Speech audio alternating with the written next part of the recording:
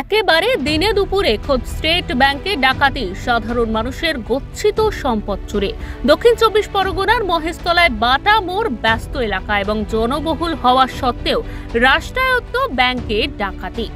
সকালে ব্যাংক খুলতেই দেখা যায় ব্যাংকের লকার ভাঙা, কার্যত পিছনের দরজাও খোলা ছিল। কি করে এটা হতে পারে? কি করে এটা হতে পারে? আজকে ব্যাংকে থেকে কি বলা হয়েছে? ব্যাংকে থেকে ওরা বলতে চাইছে ঢুকতে দিচ্ছে না। আমি কিছু জানাচ্ছি না। আমি 10টার সময় এসেছি, আমি ব্যাংকের পাস বইয়ের জন্য এসেছিলাম, কিন্তু ওখান থেকে মহেশতলা থানার পুলিশ আমাকে ভেতরে ঢুকতে দেয়নি। শুধু বলছে আজকে কোনো কাজ হবে না, কালকে জানানো হবে। আজকে বলছে কালকে জানানো হবে। আমি এগিয়ে গিয়ে শুনতে পেয়েছি যেখানে ডাকাতি হয়েছে, তখন আমি বাড়ি থেকে আমার লকারের চাবি নিয়ে আমার হাজবেন্ডকে নিয়ে এসেছি, কিন্তু ওনারা আমাদেরকে ঢুকতে তো দিচ্ছেন না, কিছু জানাচ্ছেন না। কি অবস্থা ভেতরের অবস্থা কি? আপনার কি লকার আছে এখানে? সবাই লকার আছে। উনি যাকে লকার করে চলে গেছে, আমাদের আমি বলতে পারবো না। কালকে নোটিশ আমার কাছে তাহলে তো কি আমরা অপেক্ষা করব? পুলিশ কি বলছে? এখন কিছু বলা যাবে না। কালকে কালকে জানালে হবে। আমরা কিভাবে ব্যাংকের আধিকারিক কোনো কথা বলেন আপনার সাথে?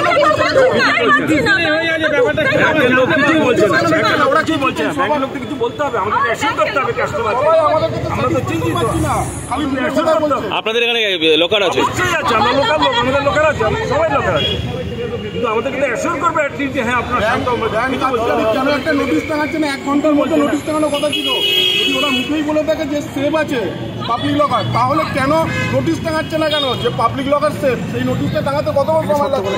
পুলিশের তদন্ত সূত্র মারফত জানা যায় ব্যাংকের সিসিটিভি তার কাটা ছিল, ডিভিআর গায়েব, ফলত পরিকল্পনা করে ডাকাতি করা হয়েছে। তবে কত টাকা এবং সোনা চুরি হয়েছে তা এখনো জানা যায়নি।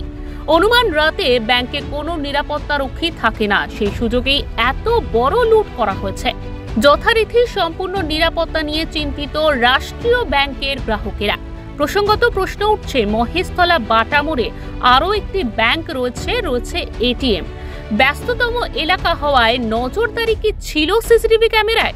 আমরা ইনসিডেন্টের রিপোর্ট পাওয়ার পরেই আমাদের ডায়মন্ড হারবারের এসপি এখানে এসছেন, আমাদের পুলিশ অফিসার্সরাও এসছেন। আমি দেখেছি যা যা ইনফরমেশনগুলো আছে সেটা আমরা খতিয়ে দেখছি, আর ইনভেস্টিগেশন আমাদের আরম্ভ হয়েছে।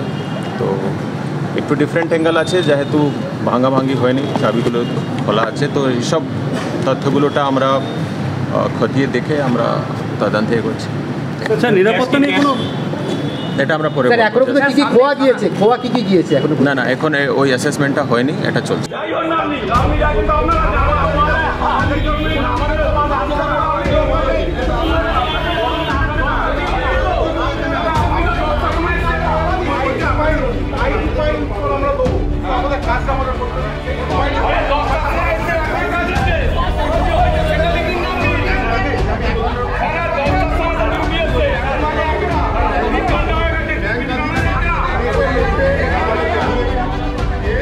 উল্লেখ্য, সূত্র মারফত জানা যায় ব্যাংকের ভল্ট এবং পিছনের দরজা দুটোই ভাঙা ছিল।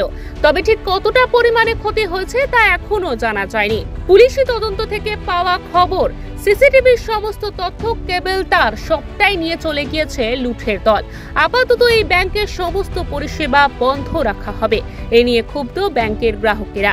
ঘিঞ্জি এলাকা হওয়া সত্ত্বেও এমন ঘটনায় আতঙ্ক ছড়িয়ে পড়েছে গোটা এলাকায়। এই খবর ছড়াতেই ব্যাংকের সামনে ধীরে ধীরে মানুষজন ভিড় করতে শুরু করে।